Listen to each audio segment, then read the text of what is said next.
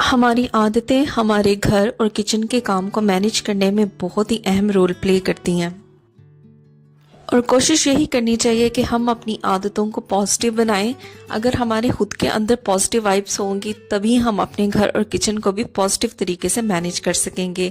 तो आज की वीडियो में भी मैं आपके साथ कुछ अहम टिप्स एंड ट्रिक्स शेयर करूंगी जो घर और किचन को मैनेज करने में आपके लिए बहुत ही हेल्पफुल होंगे। तो चलिए स्टार्ट करते हैं आज की इस जबरदस्त सी वीडियो को। बहुत सी रेसिपीज अंडे की हम इस तरीके की बनाते हैं जिसके अंदर सिर्फ हमें वाइट पार्ट रिक्वायर होता है, येलो पार्ट यानी जो अंडे की जर्दी होती है वो हमें नहीं चाहिए होती। तो हमें बहुत मुश्किल आती है कि किस तरीके से हम सफ़ेदी से जर्दी को अलग करें। तो छोटा सा हैक यहाँ पे मैं आपको बताऊंगी जिससे ये आप बहुत ही आसानी से कर सकेंगे। काफ़ी वीडियोस में आपने देखा भी होगा, काफ़ी टिप्स एंड ट्रिक्स भी आपने देखे होंगे, तो ये वाला तरीका भी फॉलो करके देखिएगा। ये बहुत ही सिंपल और बहुत ही आसान है। तो सिंपल क्या करना है कि जब हम अंडे को तोड़ते हैं तो उसका जो शेल होता है यानी उसका जो छिलका होता है उसी से आप इसकी जर्दी को आसानी से उठा सकते हैं, क्योंकि इसका जो छिलका होता है वो शार्प उसके एंड्स होते हैं। तो आसानी से जो इसकी जर्दी है ना उसको आप उठा के सेपरेट कर सकते हैं। तो आपके सामने ही मैं ये लाइव करके दिखा रही हूँ। आप देख सकते हैं कि सिर्फ अंडे के छिलके से किस तरीके से मैंने जर्दी को आसानी सेपरेट कर लिया है। तो देखिए इसके अंदर बिल्कुल भी वाइट पार्ट जो है वो नहीं आया, जस्ट जो योक थी यानी जो जर्दी थी वो अलग हो गई है। तो है ना जबरदस्त सा टिप। तो इसको जरूर फॉलो करके देखिएगा। अगर आप भी कोई ऐसी रेसिपीज बना रहे हैं जिसके अंदर या तो आपको सिर्फ वाइट पार्ट रिक्वायर है या आपको येलो पार्ट रिक्वायर है, तो आप दोनों को अंडे के छिलके से ही इजीली सेपरेट कर सकते हैं। मार्केट से हम जब भी खीरे लेके आते हैं हमारी ये पूरी कोशिश होती है कि जो खीरे हैं वो खाने में बिल्कुल भी कड़वे ना हो। तो आपको क्या करना है, देखिए जब भी मार्केट से खीरे लेके आते हैं तो उसकी कड़वाहट को ख़त्म करने के लिए मैं क्या करती हूँ कि सबसे पहले तो जो भी ग्रोसरी के अंदर खीरे आते हैं उनको अच्छे तरीके से वॉश कर लेना है ताकि उनके ऊपर जो भी डस्ट है या मिट्टी है वो अच्छे तरीके से रिमूव हो जाए। तो यहाँ पे मैं कुकम्बर को यानी खीरे को अच्छे तरीके से वॉश कर लूँगी। तो वॉश करने के बाद सिर्फ सिंपल आपने एक स्टेप को फॉलो करना है कि खीरे को आपने दोनों तरफ से पकड़ के इसको दरमियान से आपने इस तरीके से तोड़ देना है। इस तरीके से क्या होता है, ये करने से जो खीरे की कड़वाहट होती है वो ख़त्म हो जाती है और आप इसको मज़े से एंजॉय कर सकते हैं। तो कितना छोटा सा टिप था, जस्ट खीरे को आपने मिडल से ब्रेक कर देना है और इसकी जितनी भी कड़वाहट होगी वो ख़त्म हो जाएगी। आप इसको सैलेड में यूज़ करें या वैसे ही खाएं, एंजॉय करके इसको खाएं। कभी कभार क्या होता है कि खाने में हमसे बेएहतियाती हो जाती है, हम बहुत सी चीज़ें ऊपर नीचे खा लेते हैं जिसके बाद हमारा जो पेट है वो दर्द करने लग जाता है और अक्सर गैस की भी प्रॉब्लम होती है। तो ये टिप जो मैं बताने लगी हूँ ये छोटे बड़े सब इसको फॉलो कर सकते हैं। अगर आपके साथ भी कोई ऐसा मसला है तो आपने यहाँ पे सिर्फ एक चीज़ का इस्तेमाल करना है और वो है अजवाइन। तो अजवाइन के अंदर ये प्रॉपर्टीज़ होती हैं कि जितनी भी पेट दर्द होती है या आपको खाने की वजह से पेट में दर्द है, गैस है, ये सब को ठीक कर देती है। तो यहाँ पे मैंने क्या किया है, 2 चुटकी भर अजवाइन ले ली है। अब इसके टेस्ट को थोड़ा सा इन्हांस करने के लिए, क्योंकि अजवाइन जो होती है वो थोड़ी तीखी सी होती है, इसलिए यहाँ पे मैं काले नमक का इस्तेमाल कर रही हूँ। तो थोड़ा सा यहाँ पे मैं पिंच सा काला नमक लूंगी और वो अजवाइन के अंदर मिक्स कर दूंगी।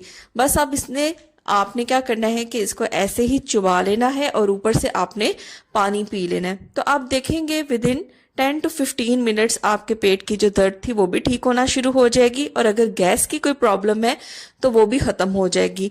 तो सिर्फ अजवाइन का आप यूज़ करके इस मसले को हल कर सकते हैं। तो छोटे बड़े सभी को आप इस तरीके से दे सकते हैं। अगर छोटे बच्चों को दे रहे हैं तो आप इसकी जो क्वांटिटी है वो हाफ कर दें। तो ये दोनों चीज़ें जो है, काला नमक भी हमें पता है कि हमारी जो डाइजेस्टिव सिस्टम है उसको बहुत ही अच्छा रखता है। अदरक को देखें हम सभी अपने खानों में इस्तेमाल करते हैं और इस्तेमाल करने के लिए सबसे पहले हम अदरक का जो छिलका होता है उसको रिमूव करते हैं। अमूमन हम क्या करते हैं कि जब भी अदरक को छीलते हैं तो उसका जो छिलका होता है उसको हम फेंक देते हैं, डिस्कार्ड कर देते हैं, क्योंकि हम समझते हैं कि ये बेकार चीज़ है। लेकिन अगर मैं आपको बताऊं कि अदरक का जो छिलका है वो बेकार नहीं बल्कि बहुत ही कारामद चीज़ है, तो आप हैरान हो जाएंगे। तो सबसे पहले यहाँ पे मैंने अदरक ले लिया और इसको मैं अच्छी तरीके से छील लूँगी। अब इसका जो छिलका होगा उसको मैं फेंकूंगी नहीं बल्कि इस्तेमाल करूंगी। तो फटाफट से मैं यहाँ पे अदरक को छील लेती हूँ। तो अदरक का देखे छिलका मैंने यहाँ पे ले लिया।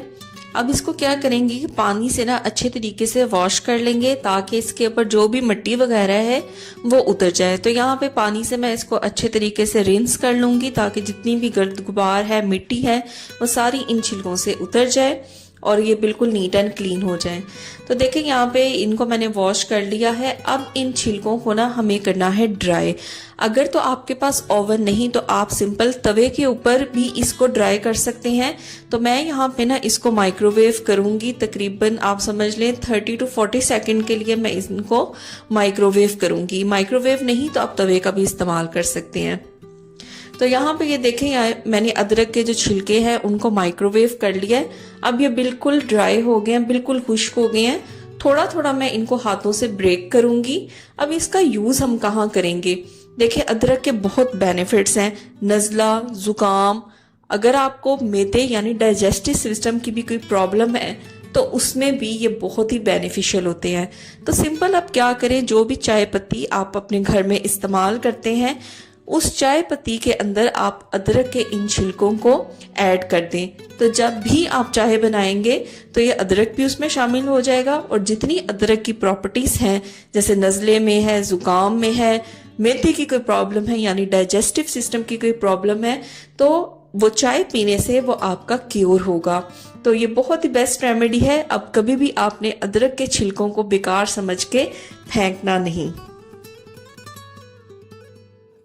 अक्सर खाने ऐसे होते हैं जिनमें हमें टमाटरों की पेस्ट रिक्वायर होती है। तो पेस्ट बनाने के लिए या तो हम ब्लेंडर का यूज करते हैं या किसी भी किस्म का चॉपर का इस्तेमाल करते हैं या हैंड ब्लेंडर का यूज करते हैं। तो टमाटरों की पेस्ट बनाने के लिए अक्सर मैं यूज करती हूँ चॉपर का या हैंड ब्लेंडर का। लेकिन अगर आपके पास चॉपर या हैंड ब्लेंडर नहीं है तो टमाटरों की पेस्ट को आप किस तरीके से आसानी से बना सकते हैं, तो चलिए देखते हैं। देखिए अगर आप टमाटरों की पेस्ट आपको रिक्वायर है और आप चाहते हैं कि झटपट से टमाटरों की पेस्ट बन जाए और आपके पास कोई मशीन या कोई अप्लायंस नहीं है जिसको यूज करके आप टमाटरों की पेस्ट बनाएं, तो आपने बिल्कुल नहीं घबराना। सबसे पहले क्या करना है, जितने भी टमाटर जिनको आपने पेस्ट बनाना है उन सबको आपने अच्छे तरीके से काट लेना है। अब काटने के बाद सिर्फ सिंपल एक चीज का इस्तेमाल करना है, वो है ग्रेटर। तो देखिए ग्रेटर या कद्दूकश जिसे हम कहते हैं वो तकरीबन हर घर में मौजूद होता है। तो सिंपल उसी का इस्तेमाल करके चुटकियों में टमाटरों की पेस्ट बनाई जाती है। तो जो ग्रेटर का बड़े साइज वाला होल है उसको यूज करेंगे और टमाटरों की पेस्ट बनाएंगे। तो आपके सामने मैं करके दिखाऊंगी। तो देखिए जिस तरह हम गाजर मूली को कद्दूकश करते हैं, सिंपल उसी तरीके से टमाटर को भी आपको कद्दूकश कर लेना है। जैसे जैसे आप इसे कद्दूकश करते जाएंगे आप देखेंगे कि टमाटरों की जबरदस्ती पेस्ट बनती जाएगी। तो ये देखिए आपके सामने ही है। तो फटाफट से मैं यहाँ पे जो टमाटर हैं उनकी पेस्ट बना के आपको दिखाती हूँ। इससे एक फायदा ये भी होता है कि जो टमाटर का छिलका होता है आप उसे भी आसानी से रिमूव कर लेंगे। जब अंदर का सारा पेस्ट निकल जाएगा तो छिलका आपके हाथ में आ जाएगा जिसे आप आसानी से फेंक सकते हैं। तो अब बिल्कुल भी इस बात की टेंशन लेने की ज़रूरत नहीं कि आपके पास कोई चॉपर या कोई ब्लेंडर नहीं, आप घर में ज़बरदस्त तरीके से टमाटरों की पेस्ट जो है वो बना सकते हैं। हमारे घर में अक्सर इस तरीके के प्लास्टिक के कंटेनर्स होते हैं जिनको यूज करने के बाद या जो भी उनके अंदर प्रोडक्ट होता है इसको इस्तेमाल करने के बाद हम इनको अक्सर फेंक देते हैं। तो मेरे पास भी ये सौंफ का एक कंटेनर था जो ख़त्म हो चुकी थी, तो मैं इसको फेंकने ही वाली थी, लेकिन फिर मैंने सोचा कि क्यों ना इसे एक DIY करके एक ज़बरदस्त चीज़ बनाई जाए। तो देखिए यहाँ पे सबसे पहले इसके अंदर मैंने नमक फिल कर लिया इस बॉटल के अंदर। उसके बाद यहाँ पे मैंने ले लिया है एल्युमिनियम फॉयल। तो एल्युमिनियम फॉयल जो है यहाँ पे वो आप ऑलरेडी यूज्ड भी इस्तेमाल कर सकते हैं। तो एल्युमिनियम फॉयल से इसकी जो ऊपर माउथ है बॉटल का उसको अच्छे तरीके से कवर कर देना है और इसको हल्का सा प्रेस करेंगे तो ये बिल्कुल स्टिक कर जाएगा। बॉटल के जो माउथ है ना उस पर बिल्कुल स्टिक कर जाएगा। तो उसके बाद यहाँ पे मैंने ले ली है रबड़ और रबर से मैं इसको फिक्स कर दूंगी ताकि ये बिल्कुल भी यहाँ से रिमूव ना हो, उतरे ना। तो उसके बाद जी यहाँ पे मैंने टूथपिक ली है और टूथपिक से यहाँ पे मैं छोटे छोटे से होल्स करूंगी। हम बनाने जा रहे हैं एक ज़बरदस्त तरीके की नमकदानी। तो घर में ही DIY करके ऑलरेडी जो बॉटल्स होती हैं, यूज बॉटल्स होती हैं, उनसे हम DIY करके नमकदानी बनाएंगे। तो छोटे छोटे सुराख करने के बाद इसका जो कैप है वो मैं इसको ऊपर फिक्स कर दूंगी। तो आपके सामने मैं नमक हाथ के ऊपर डाल के भी दिखाऊंगी कि किस तरीके से आप घर के अंदर ही नमकदानी बना सकते हैं। ऑलरेडी जो यूज्ड बॉटल्स होती हैं उन्हीं का इस्तेमाल करके इनको फेंका ना करें। बहुत से आइडियाज मिल जाते हैं जिनको यूज करके हम इन चीजों को इस्तेमाल कर सकते हैं। तो ये देखें कितने जबरदस्त तरीके से नमक जो है वो बाहर आ रहा है। तो इस तरीके से आप घर में ही नमकदानी बना सकते हैं, या कोई अगर स्पाइस जैसे काली मिर्च है पिसी हुई वो भी आप इसके अंदर ऐड कर सकते हैं। तो ये थी मेरी आज की वीडियो। यहाँ पे वीडियो को एंड करते हैं। उम्मीद करती हूँ ये वीडियो आपको पसंद आई होगी। पसंद आई है तो वीडियो को लाइक करें, शेयर करें, कमेंट करें। चैनल पर नहीं है तो चैनल को सब्सक्राइब करके ज़रूर जाइएगा, और उन लोगों तक इस वीडियो को ज़रूर शेयर किया करें जिनको इन टिप्स एंड ट्रिक्स की बहुत ज़्यादा ज़रूरत है। फिर मिलूंगी आपसे नेक्स्ट वीडियो में। Till then take care, bye bye.